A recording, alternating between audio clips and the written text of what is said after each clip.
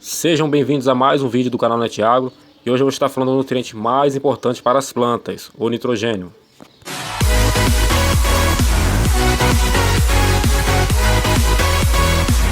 O N2, o nitrogênio na forma gasosa, ocupa 78% da atmosfera, enquanto o oxigênio ocupa 21% e o gás carbônico 1%. A fixação biológica de nitrogênio acontece por meio da capacidade das bactérias de absorver o nitrogênio e transformá-lo em compostos úteis para outros seres vivos. Algumas bactérias, ao consumir o amoníaco que está presente no solo, criam uma relação chamada simbiose, e essa relação é estabelecida com alguns tipos de plantas, sendo que o amoníaco é absorvido e retirado das raízes dessas mesmas plantas. Na raiz das leguminosas são encontrados alguns nódulos que são repletos de bactérias, onde acontece a simbiose, a transformação do N2, nitrogênio atmosférico, em nitrito e logo após em nitrato, uma forma assimilável de nitrogênio para as plantas. Os nitrato e os nitritos são forma assimilada do nitrogênio, particularmente suscetíveis de serem retirados da zona radicular pela água que percorre o solo. Se o nitrogênio que é removido do solo não fosse constantemente reposto, praticamente toda a vida neste planeta desapareceria aos poucos. Podemos citar como, por exemplo, as queimadas, que aceleram a decomposição da matéria orgânica do solo, liberam nutrientes, como, por exemplo, o nitrogênio e o fósforo, deixando sua disponibilidade por percas por percolação e volatilização. Quais são as principais funções do nitrogênio? Ele é responsável pelo crescimento da planta, atua diretamente na fotossíntese, é parte constituinte da clorofila, vitaminas, carboidratos e proteínas, é responsável pela coloração verde escura das folhas e atua no desenvolvimento do sistema radicular. A disponibilidade de nitrogênio facilita e estimula o desenvolvimento vegetativo, crescimento da planta. Nesse sentido, também promove um aumento da ramificação dos galhos, produtivo em culturas arbóreas, como o cafeeiro, por exemplo, resultando em maiores floradas e rendimento na colheita.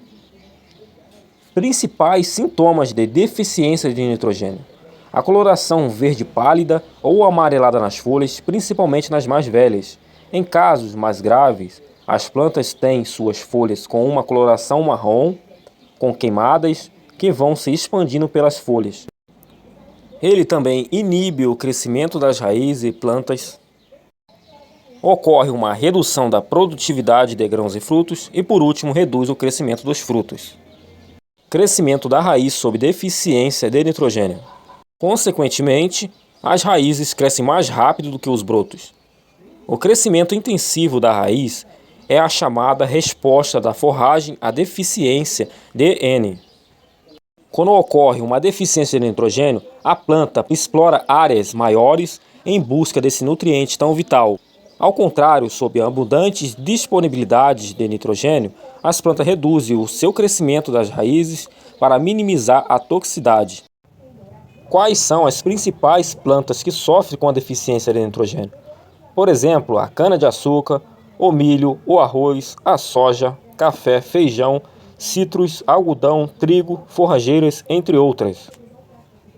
O diagnóstico precoce se constitui na análise do macronutriente do tecido foliar.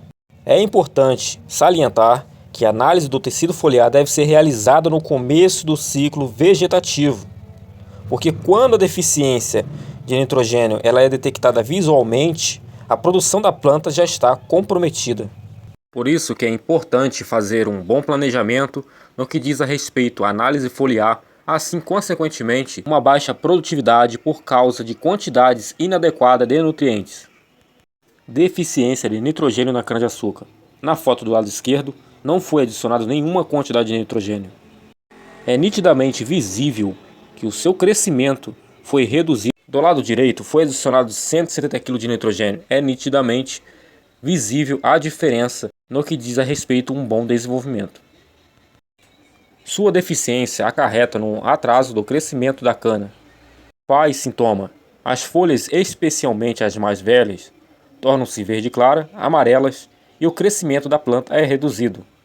As pontas foliares podem tornar-se necróticas.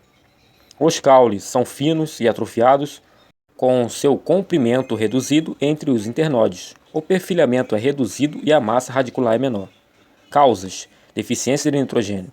Uma baixa oferta de nitrogênio também aumenta o risco de uma troca precoce de crescimento vegetativo para o produtivo, provocando o desenvolvimento de panículas florais indesejadas.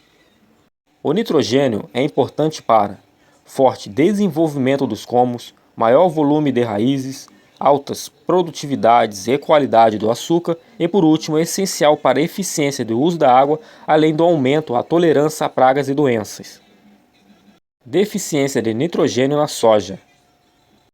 As leguminosas são conhecidas como plantas fixadoras de N que fornecem nitrogênio para outras culturas, mas a soja leguminosa também pode sofrer com a deficiência de nitrogênio. Um teor insuficiente de N na soja produz uma vegetação verde clara e folhagem amarela clara com nervuras verdes, proveniente de clorose internerval, o que leva à necrose do último estágio da deficiência de nitrogênio nas plantas. Agora, por último, a deficiência de nitrogênio no milho. Na primeira opção, vemos uma folha normal. Na segunda, uma folha com deficiência de nitrogênio.